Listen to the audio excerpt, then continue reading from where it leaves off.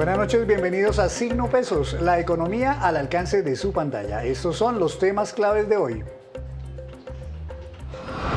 ¿A dónde van a parar sus impuestos? La DIAN envió hoy cartas a más de 4 millones de colombianos que declararon renta este año para informarles cómo se distribuyó ese dinero. Analizaremos esa estrategia con Oliver Pardo, director del Observatorio Fiscal de la Universidad Javeriana. Se calienta el debate por el salario mínimo. Fedesarrollo lanzó hoy una propuesta sobre cuánto debe subir el salario mínimo. Los gremios también se pronunciaron. Hablaremos de esta decisión que comienza en firme en las próximas horas. Confirman una nueva alza en los combustibles. El ministro de Hacienda habló de los incrementos que se avecinan en gasolina y ACPM. Además, mencionó sus pronósticos sobre inflación para el cierre de este año y para el año 2023.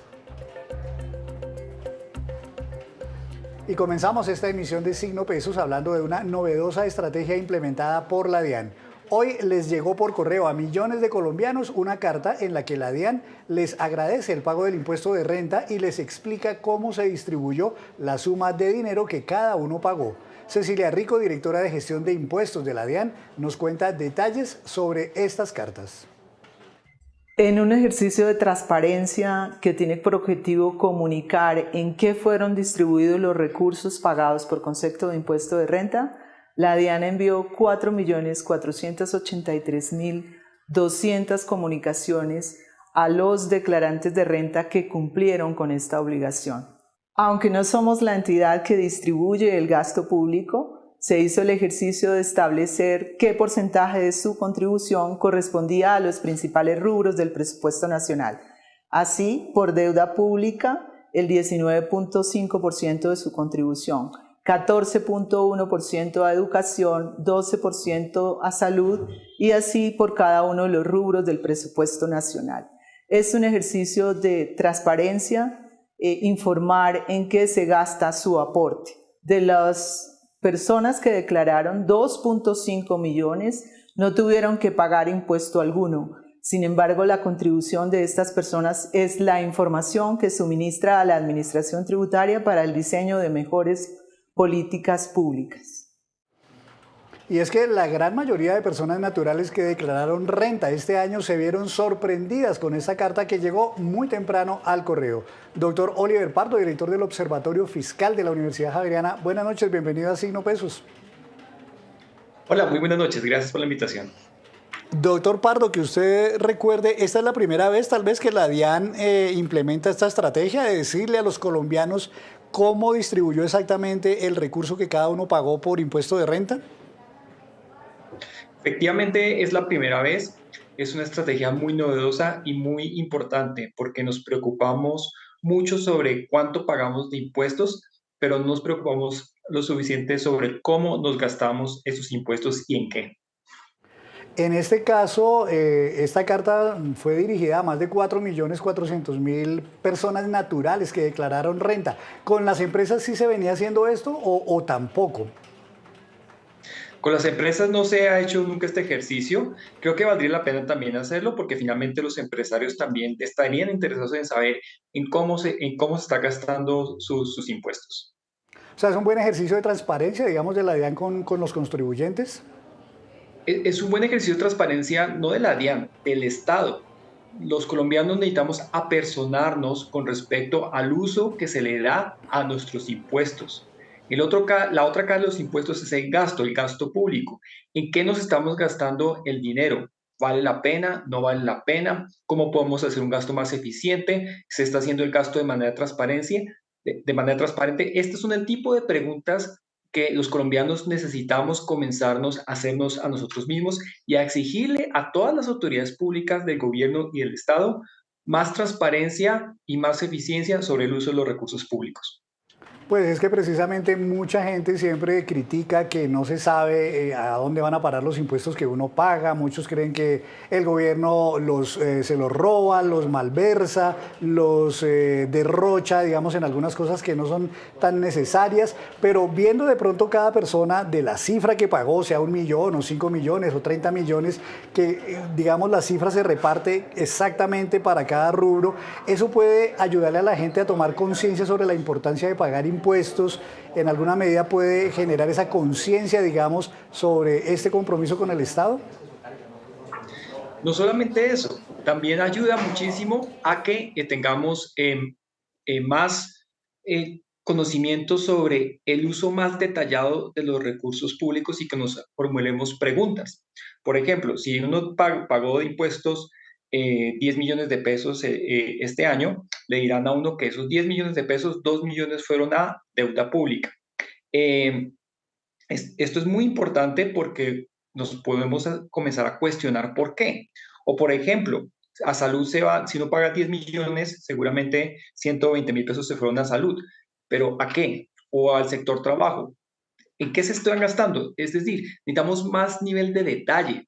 Y es interesante mirar cómo se desagregan esos 10 millones de pesos, pero necesitaríamos más desagregación, preguntarnos cómo se gasta peso por peso, no solamente que cierto porcentaje se fue a defensa, a salud, a educación o pago de deuda pública, sino que dentro de cada sector tratemos de mirar cómo se gastó la plata, cuánto se fue a funcionamiento, cuánto se fue a inversión, y si se fue a inversión, qué proyectos fueron financiados. Es muy importante que nos comencemos a hacer preguntas y en este sentido este ejercicio es muy valioso porque apunta a esa dirección. Presumo yo, pero usted me dirá si es así, que la distribución porcentual a cada rubro es la misma para todas las personas o eventualmente pueden tomar, digamos, una distribución distinta según el estrato, por ejemplo, de la persona, etcétera. No, es el mismo porcentaje para todas las personas. Si alguien paga 10 millones de pesos, seguramente le aparecerá que 200.000 pesos, perdón, 2 millones de pesos fueron destinados al pago de deuda públicos. Si alguien paga 20 millones de pesos en impuestos, seguramente le aparecerá que 4 millones de pesos fueron destinados al pago de deuda pública. En todos los casos, el porcentaje de pago de deuda pública es del 20%. Ya con esas cartas en la mano queda claro que según la misma DIAN son 4.400.000 colombianos, personas naturales, los que declararon renta. ¿Hace efectivamente esto honor a lo que siempre ha dicho la OCDE, que en Colombia hay muy pocas personas pagando renta, o realmente cuántas podrían o deberían ser las que paguen este tipo de gravamen? Efectivamente, nos damos cuenta de que muy pocas personas declaran renta y aún menos pagan. En Colombia hay más de 24 millones de personas económicamente activas. De esas 24 millones de personas, solamente 4 millones declaran renta. Peor aún, de esos 4 millones que declaran, solamente terminan pagando impuesto 1.5 millones de personas. Hay un espacio muy importante para que más personas declaren y más personas paguen. Y lo que es más importante, que las personas que no declaran no están recibiendo este tipo de información y no se sienten apersonadas sobre el uso de los recursos públicos. La medida en que expandamos la base de declarantes y más personas declaren, más personas reciban este tipo de información personalizada, más cuestionamientos van a hacerse sobre el gasto público y más necesidad van a tener de hacerse preguntas y exigirle rendición de cuentas a las autoridades públicas sobre el uso de nuestros impuestos. En estas mismas cartas, doctor Pardo, la DIAN está indicándole a los contribuyentes que se recogieron 15,1 billones de pesos por impuesto de renta. ¿Esta cifra es mayor, ha venido creciendo en los últimos años en Colombia, o está, digamos, estancado el recaudo por impuesto de renta? Esta ha sido una sorpresa porque efectivamente pareciera estar estancado el número, el recaudo. Fue muy parecido al del año pasado y bueno, aunque sí ha aumentado el número de declarantes, no así el recaudo total en pesos. Ahora, ¿cómo ve la distribución? Usted ya mencionaba pues, que se necesita mucho más detalle, pero digamos eso muestra un balance entre las necesidades reales del país y la cantidad de recursos que se destinan a cada rubro. Es que esta es gran parte de la pregunta, porque, por ejemplo, uno puede encontrar que, por ejemplo, el 8% se va a defensa o el 7% se va al sector de Hacienda. Pero ese 7%, ¿cómo se gasta? ¿En qué programas? ¿Se va a funcionamiento? ¿Se va a apoyo social? No lo sabemos. y ojalá de aquí en adelante la gente se formule esas preguntas para que las autoridades públicas den una desagregación aún mayor de esos gastos para saber si efectivamente esos gastos tienen sentido o no tienen sentido. Por poner un ejemplo, el ejercicio que se presentó este año es con base en el presupuesto general de la Nación del 2022. Pero el próximo año, cuando se haga con el presupuesto general del 2023, la gente va a encontrar que lo que se destina al sector de Hacienda va a doblarse. Si contrastan el correo que recibirán dentro de un año con el correo que recibieron hoy, encontrará que lo que recibe el sector de Hacienda se duplica. Y vale la pena que la gente se pregunte por qué. En el Observatorio Fiscal tuvimos que tratar de averiguar y encontramos que buena parte se va a ir al subsidio de los combustibles. Es decir, si una persona paga 10 millones de pesos en impuestos el próximo año, 500.000 pesos van a irse a subsidiar los combustibles, que es un tema que ustedes tratarán más adelante. Pues en cualquier caso, efectivamente uno ve que buena parte de esos tributos que uno paga se van para pago de deuda. ¿Ha crecido la deuda mucho en Colombia? Bueno, sabemos que en pandemia por las necesidades, por los subsidios que se otorgaron, crecieron bastante, pero esta vez posiblemente haya crecido más también por el encarecimiento del dólar, por ejemplo, y por las altas tasas de interés. Pues sorprendentemente no. Efectivamente, para el 2022 se proyectaba que se iba a pagar el 20% del presupuesto se iba a destinar al pago de deuda. Para el 2023 se pronostica que el 17% va a ser destinado al pago de deuda. En este rubro no esperamos que haya mucha variación en el próximo año. Pues, doctor Oliver Pardo, muchas gracias por ayudarnos a entender la importancia de esta estrategia, el ejercicio de transparencia que está haciendo la DIAN. Y bueno, esperemos a ver entonces cómo va evolucionando. Supongo yo que esta es la primera vez de este ejercicio, pero seguramente que lo irán afinando y mejorando para los próximos años. Muchas gracias por estar en Signo Pesos. A ustedes, muchas gracias. El doctor Oliver Pardo, él es el director del Observatorio Fiscal de la Universidad.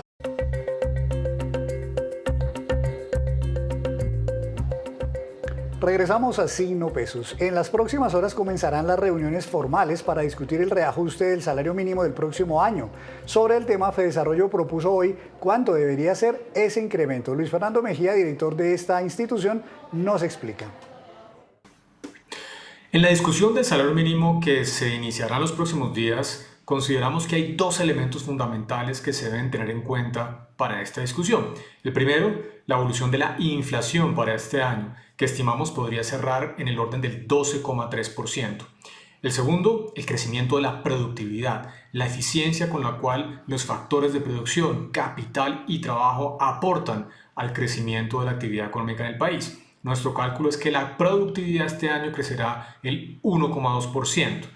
La suma de esos dos elementos, crecimiento de la productividad 1,2% e inflación esperada 12,3%, da que técnicamente el salario mínimo debería aumentar 13,5% el próximo año. Hay elementos que la Comisión de Concertación de Políticas Salariales y Laborales debe tener en cuenta en esta discusión. El primero, la economía colombiana dejará de crecer al ritmo que lo está haciendo actualmente, pasará de crecer 7,7% este año al 1,5% el año siguiente. El segundo, que la recuperación del mercado laboral sigue siendo incipiente, una tasa de desempleo promedio que todavía está por encima del 11%. El tercero, que la gran mayoría de ocupados en Colombia, el 60%, siguen estando en la informalidad laboral. Y el cuarto, que más de la mitad de los ocupados en Colombia todavía tienen ingresos inferiores a un salario mínimo.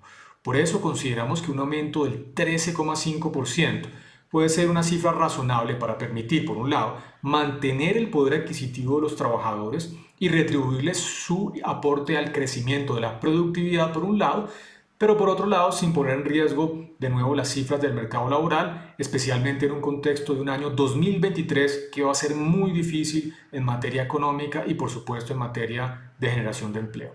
13,5% entonces la cifra desde Fedesarrollo con base en esos dos criterios técnicos, inflación esperada para este año y crecimiento de la productividad. Y a propósito de esta discusión que comienza formalmente en las próximas horas entre empresarios, gobierno y centrales obreras, saludo a esta hora a John Jairo Caicedo, presidente de la Confederación de Trabajadores de Colombia, CTC. Señor Caicedo, buenas noches, bienvenido a Signo Pesos.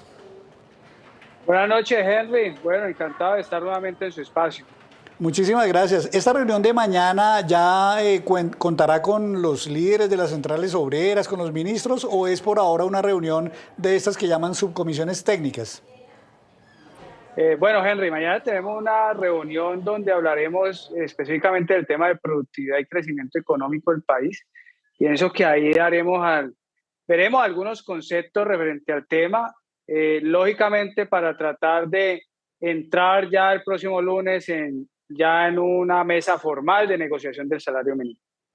Ahí nos decía el director de FEDesarrollo que ellos en su institución calculan esa productividad en 1.2%. ¿Cree usted que puede estar por esos lados? ¿Quién determina realmente cuánto subió la productividad durante este año en Colombia?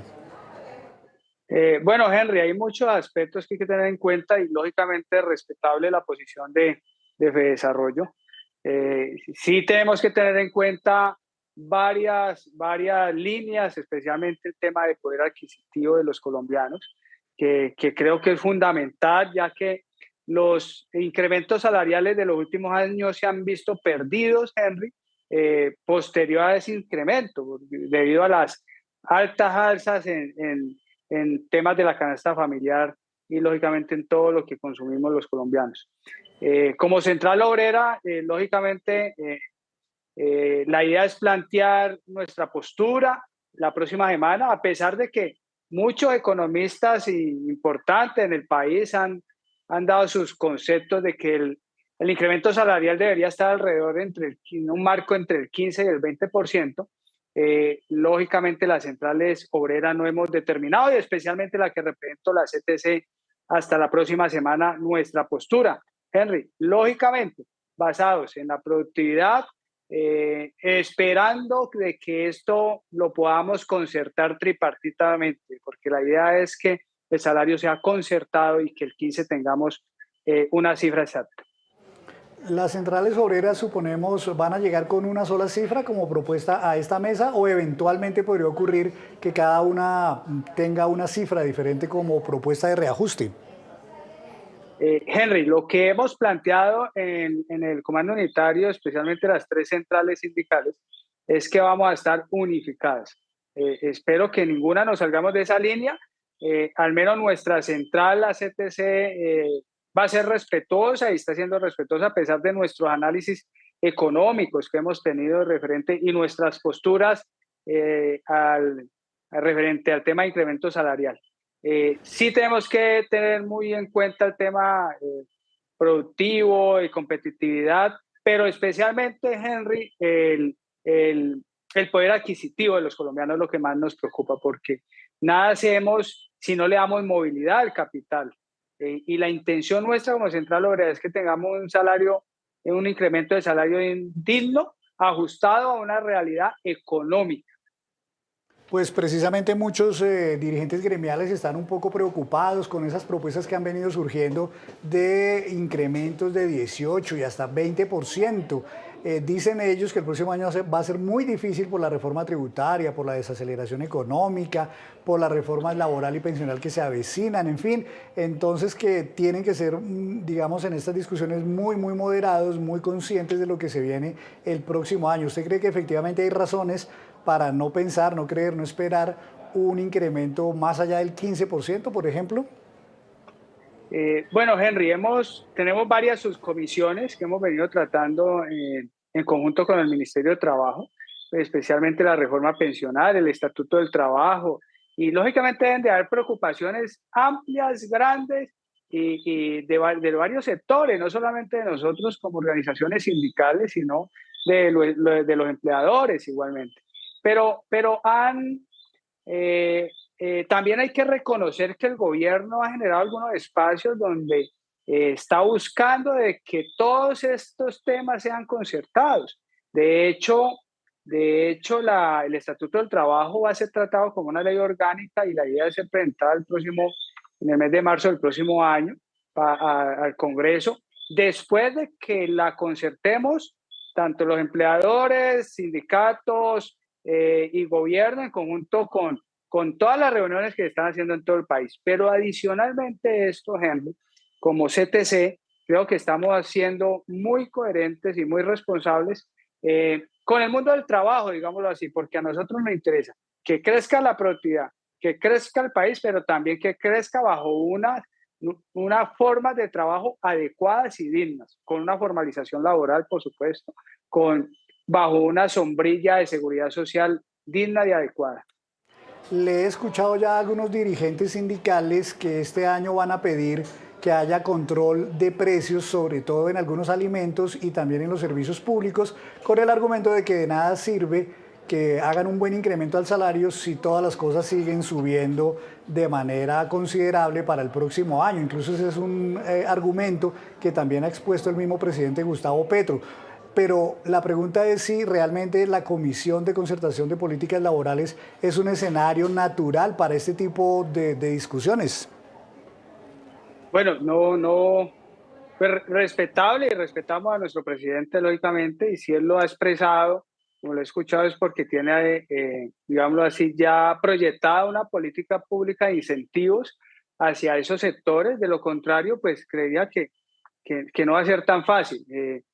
Yo en esa parte, como Central Obrera, sería más prudente para no generar ninguna expectativa, porque creo que en esa parte, como Central Obrera, somos muy responsables y respetuosos.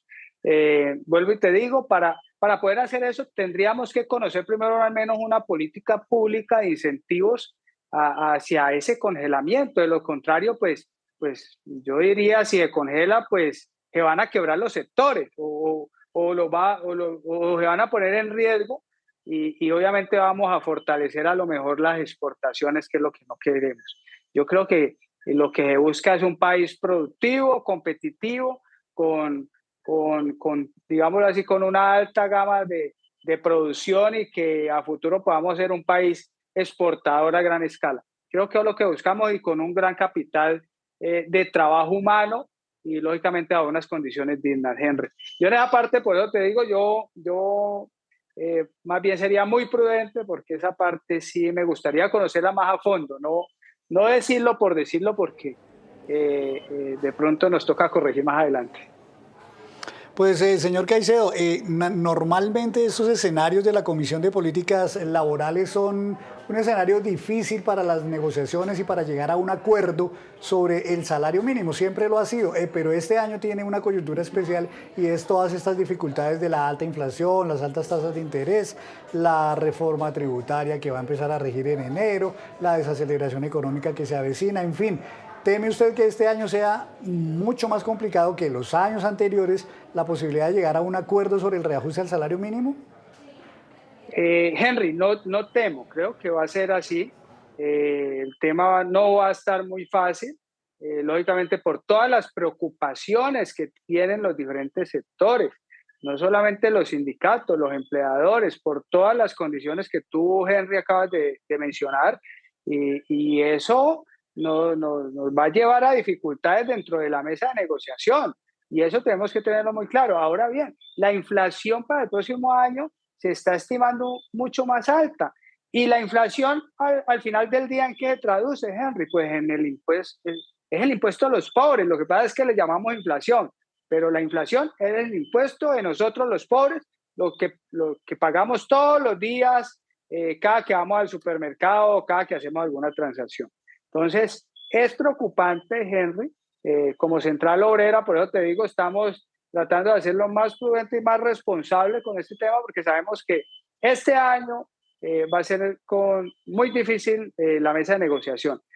Abonamos y de verdad que reconocemos ese trabajo que está haciendo el Ministerio de Trabajo, la ministra Gloria, con ese esfuerzo tan gigantesco para que podamos, la expectativa que ella tiene es que podamos concertar un salario mínimo a partir del 15 de diciembre. Dios permita que eso se dé, Henry. Dios permita que el 15 de diciembre tengamos un acuerdo de salario mínimo concertado entre las partes. Lógicamente no va a ser tan fácil.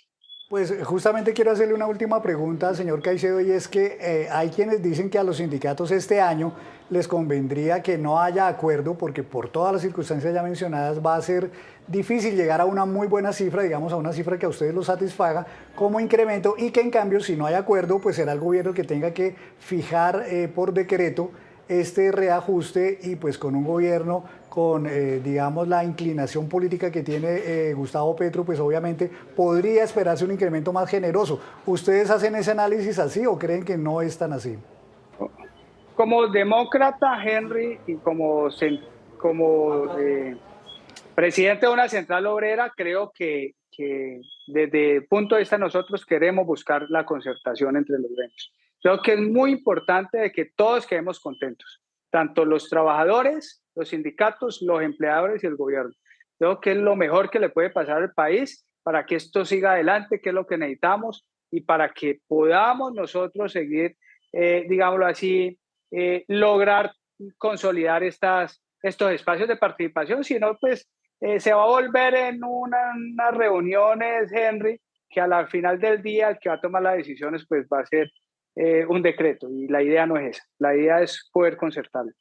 Pues ojalá, señor Caicedo, esa buena disposición que usted muestra pues se traduzca en que efectivamente se llegue a un acuerdo satisfactorio para todas las partes en esta reunión a partir de mañana en el Ministerio de Trabajo. Le agradecemos mucho por estar en Signo Pesos, un abrazo. Muchas gracias, Henry, Dios lo bendiga. Él es John Jairo Caicedo, presidente de una de las centrales obreras en Colombia, la CTC. Hacemos otra... Volvemos a Signo Pesos. El Ministerio de Trabajo avanza en la construcción de una reforma laboral que se llevará al Congreso el próximo año. El viceministro de Relaciones Laborales, Edwin Palma, nos cuenta sobre el encuentro que tuvieron hoy. Hoy sesionó nuevamente la Subcomisión de Reforma Laboral de Estatuto del Trabajo. Hoy escuchamos a la Organización Internacional del Trabajo, también escuchamos a la Corte Suprema de Justicia. La Organización Internacional del Trabajo nos expuso aspectos relacionados con recomendaciones que han hecho los órganos de control de esta organización internacional. Por su lado, la Corte Suprema de Justicia nos hizo un barrido de su jurisprudencia, tanto en derecho laboral individual como en derecho laboral colectivo. En derecho laboral individual abordó temas importantes que serán sin duda objeto de esta reforma, como la tercerización, como el debido proceso. En materia de derecho laboral colectivo, el tema de fragmentación sindical, el del derecho de huelga, de la negociación colectiva, aspectos muy importantes para incluir en la reforma laboral, en el Estatuto del Trabajo que estamos construyendo en el tripartismo. Y ahora vamos con esta que es la cifra económica del día. 12,19% y corresponde al nivel de inflación que calcula el ministro de Hacienda José Antonio Ocampo para el final de este año 2022 en Colombia. El pronóstico fue dado a conocer en un foro de ANIF y ese cálculo es más elevado que el que el gobierno tenía meses atrás. Además, Ocampo prevé que para el 2023 el IPC bajará, pero seguirá elevado. 7,21% es el pronóstico para el próximo año. Y estos son los indicadores económicos que usted debe conocer antes de irse a dormir. La tasa representativa del mercado que regirá mañana es de 4.809 pesos con 51 centavos, bajó 31 pesos con 9 centavos. El petróleo Brent de referencia para Colombia subió 0,61%, se ubicó en $83 con 70 centavos por barril. El precio interno del café colombiano subió y quedó en promedio a 1.980.000 pesos la carga. El índice MSCI Colcap de la Bolsa de Valores de Colombia subió 0,59%. La acción que más se valorizó fue la de Mineros con una ganancia de 5,56% y la que más bajó, la del Grupo Sura con un retroceso de 4,46%. Y ahora quiero despedirlos, pero antes dejarlos con este dato. El ministro de Hacienda confirmó que habrá una nueva alza en el precio de los combustibles a partir del 1 de diciembre. Serán nuevamente 200 pesos, al igual que las dos alzas de octubre y de noviembre. Es decir, que este año la gasolina habrá subido 600 pesos. Así las cosas, casi todas las ciudades quedarán con el galón de gasolina por encima de 10.000 pesos. Por ejemplo, Bogotá quedará con 10.123 pesos como precio de referencia para la gasolina corriente. Y así terminamos por hoy. Los esperamos mañana con una nueva emisión y toda la información económica que usted necesita saber. Esto es Signo Pesos, la economía al alcance de su pantalla. Buenas noches.